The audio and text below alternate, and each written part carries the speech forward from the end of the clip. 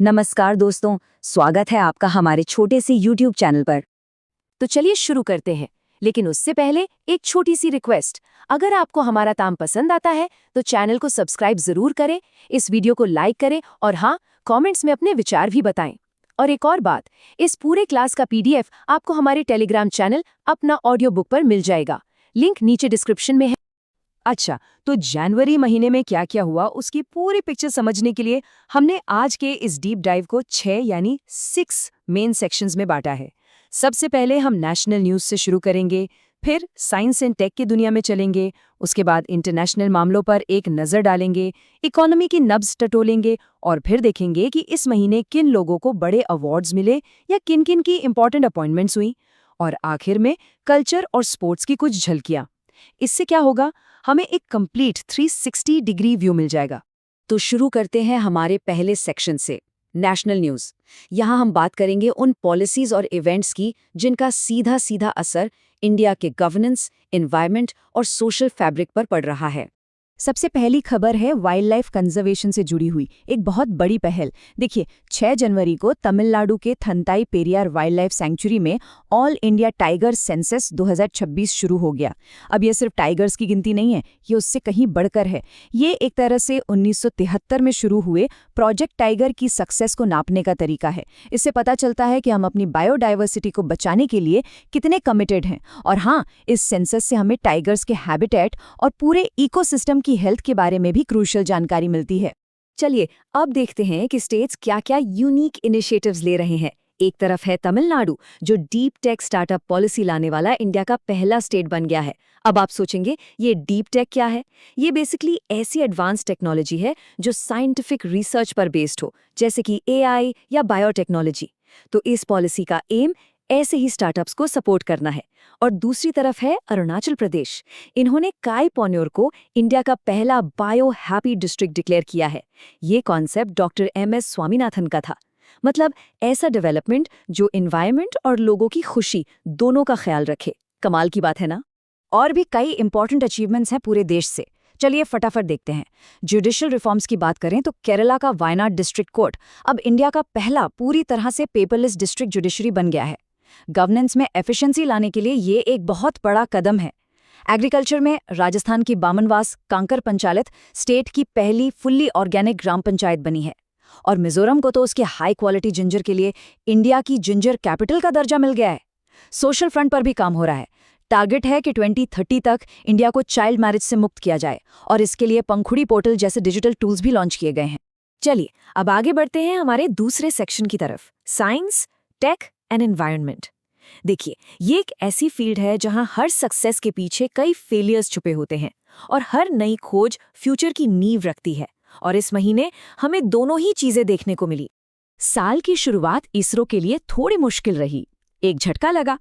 हुआ ये कि 12 जनवरी को PSLV C62 रॉकेट, जिसे इसरो का वर्क हॉर्स भी कहते हैं, अन्वेषा सैटेलाइट को लेकर उड़ान भर रहा था।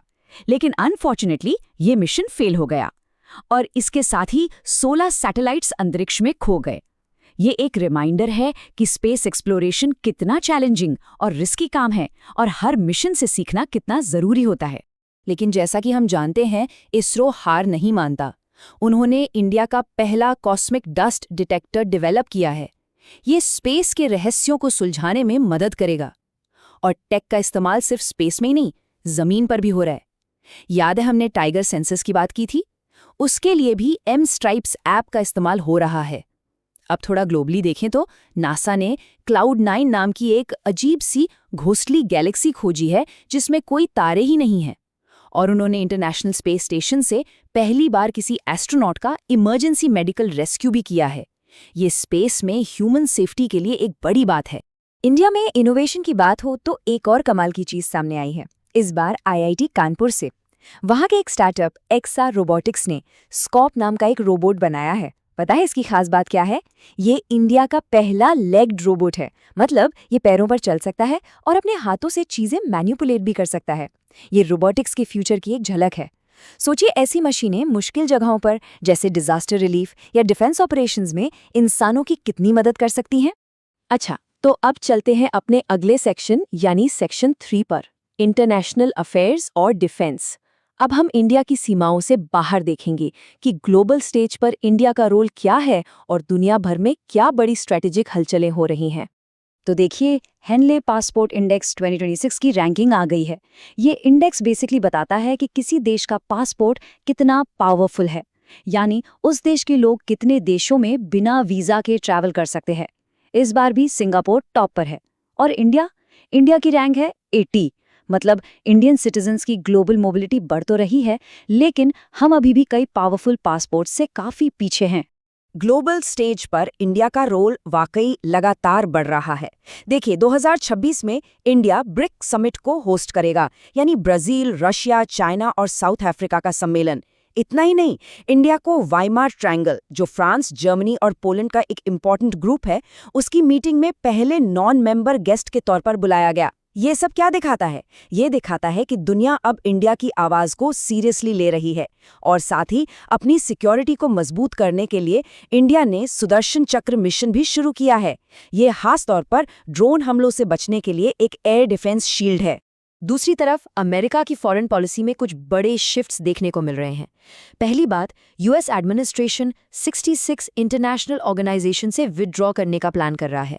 ये ग्लोबल कोऑपरेशन से एक तरह का अलगाव या आइसोलेशनिज्म का संकेत हो सकता है। और दूसरी, मिडिल ईस्ट में टेंशन बढ़ाते हुए यूएस ने इजिप्ट, लेबनान और जॉर्डन में मुस्लिम ब्रदरहुड से जुड़े संगठनों को टेररिस्ट ग्रुप डिक्लेयर कर दिया है। इसके जियोपॉलिटिकल रिजल्ट्स काफी दूर तक जा सकते हैं। तो अब आते हैं चौथे सेक्शन पर, इकोनॉमी एंड बिजनेस। चलिए देखते हैं कि देश की आर्थिक सेहत कैसी है और बिजनेस वर्ल्ड में क्या नया हो रहा है, क्योंकि ये चीजें सीधे सीधे ग्रोथ और जॉब्स पर असर डालती हैं। और शुरुआत एक बहुत ही पॉजिटिव खबर से करते हैं। वर्ल्ड बैंक ने प्रिडिक्ट किया है कि फाइनेंशियल ईयर 2026 में इंडिया की जीडीपी 7.2% की दर से बढ़ेगी। ये दुनिया की बड़ी इकोनॉमीज में से सबसे तेज ग्रोथ रेट्स में से एक है। ये एक स्ट्रॉन्ग इकोनॉमिक फ्यूचर का संकेत है और इससे इन्वेस्टर्स का कॉन्फिडेंस भी बढ़ता है। इकोनॉमी के अलग अलग सेक्टर्स से भी कुछ इंपॉर्टेंट अपडेट्स हैं। एविएशन सेक्टर में अकासा एयर अब IATA का हिस्सा बन गई है, जो कि एक ग्लोबल एविएशन बॉडी है। ये बेसिकली उस एयरलाइन की सेफ्टी और क्वालिटी का एक स्टैम्प है। शहरी जीवन की बात करें तो बेंगलुरु को विमेन के लिए इंडिया की टॉप सिटी माना गया है। बैंकिंग सेक्टर में अनूप कुमार शाह कोटक महिंद्रा बैंक में एक इम्पॉर्टेंट पोजीशन पर अपॉइंट हुए हैं। और हाँ, बिजनेस के मामले में महाराष्ट्र एक्सपोर्ट प्रिपेयर्डनेस में देश में सबसे आगे निकल गया है, जो मेक इन इंडिया के लिए काफ़ी ज़रूरी है। चलिए अब 5वें सेक्शन की तरफ चलते हैं, अवार्ड्स, बुक्स और अपॉइंटमेंट्स। यहाँ हम उन लोगों और उनके कामों को देखेंगे जिन्होंने अपने अपने फील्ड में बेहतरीन काम किया है और लीडरशिप की नई मिसालें पेश की हैं। इस महीने कई बड़े अवार्ड्स दिए गए हैं। एनविडिया के CEO जेनसन हुआंग को IEEE मेडल ऑफ ऑनर मिला है, जिसे इंजीनियरिंग का नोबेल प्राइज भी कहा जाता है। एनवायरनमेंट की फील्ड में टोबी केयर्स को टाइलर प्राइज से सम्मानित किया गया। उनकी रिसर्च अंडरग्राउंड फंगल नेटवर्क्स पर है, जो बहुत ही यूनिक है। इसे एनवायरनमेंट का नोबेल भी कहते हैं। और एंटरटेनमेंट वर्ल्ड की बात करें तो ओवेन कूपर ने सबसे कम उम्र में बेस्ट सपोर्टिंग एक्टर का गोल्डन ग्लोब जीतकर हिस्ट्री क्रिएट कर दी है। लिटरेचर में भी 2 इंपॉर्टेंट बुक्स इस महीने चर्चा में रहीं। पहली, हिंदोल सेनगुप्ता की सिंग, डांस एंड लीड, जिसे वाइस प्रेसिडेंट ने लॉन्च किया। और दूसरी, जो और भी खास है, अग्नि सरसुलोल विकास सिंचना कमलम। ये इंडिया की प्रेसिडेंट द्रौपदी मुर्मू जी की बायोग्राफी है, जिसे यार्लगड्डा लक्ष्मी प्रसाद ने लिखा है। ऐसी किताबें हमें इम्पॉर्टेंट पर्सनालिटीज़ की लाइफ और उनके विचारों को समझने का मौका देती हैं। अपॉइंटमेंट्स की बात करें तो 2 बड़े नाम सामने आए हैं। एक तो जुडिशरी के लिए एक हिस्टोरिकल मोमेंट है। जस्टिस रेवती मोहिते डेरे मेघालय हाईकोर्ट की पहली महिला चीफ जस्टिस बनी है। ये विमेन एम्पावरमेंट के लिए एक बहुत बड़ा कदम है। और दूसरा, देश की सिक्योरिटी से जुड़ा हुआ, शत्रुजीत सिंह कपूर को ITBP यानी इंडो तिब्बतन बॉर्डर पुलिस का नया डायरेक्टर जनरल बनाया गया है। एक बहुत ही इंपॉर्टेंट और चैलेंजिंग पोस्ट। और अब हम आ गए हैं अपने आखिरी यानी फाइनल सेक्शन पर, कल्चर, स्पोर्ट्स एंड इवेंट्स। यहाँ हम सेलिब्रेशंस और कॉम्पिटिशन्स की दुनिया में चलेंगे, जो देश की स्पिरिट और एनर्जी को दिखाते हैं। स्पोर्ट्स में खेलो इंडिया बीच गेम्स का 2nd एडिशन खत्म हो गया है। और इंटरेस्टिंग बात यह है कि दोनों ही बार इसकी मेजबानी देव ने की है, जिससे वो बीच गेम्स का एक हब बनता जा रहा है। पिछले साल विनर मणिपुर था, लेकिन इस साल कर्नाटक ने बाजी मार ली है और मेडल टैली में टॉप किया है। ये दिखाता है कि कैसे देश के अलग-अलग हिस्सों से स्पोर्ट्स टैलेंट निकल कर आ रहा है। तो जैसा कि हमने देखा, इंडिजिनस इनोवेशन से लेकर बढ़ते हुए ग्लोबल इन्फ्लुएंस तक, ये महीना इंडिया के लिए काफ़ी इवेंटफुल रहा। और ये पूरा एनालिसिस हमें एक ज़रूरी सवाल पर लाकर छोड़ देता है कि इतने ग्लोबल चेंजेस और टेक्नोलॉजिकल लीप्स के बीच वो कौन सा एक इमर्जिंग ट्रेंड होगा जो आने वाले साल में इंडिया की दिशा को सबसे ज़्यादा डिफाइन करेगा। इस पर सोचिएगा ज़रूर। आज के इस एनालिसिस में जुड़ने के लिए बहुत बहुत शुक्रिया।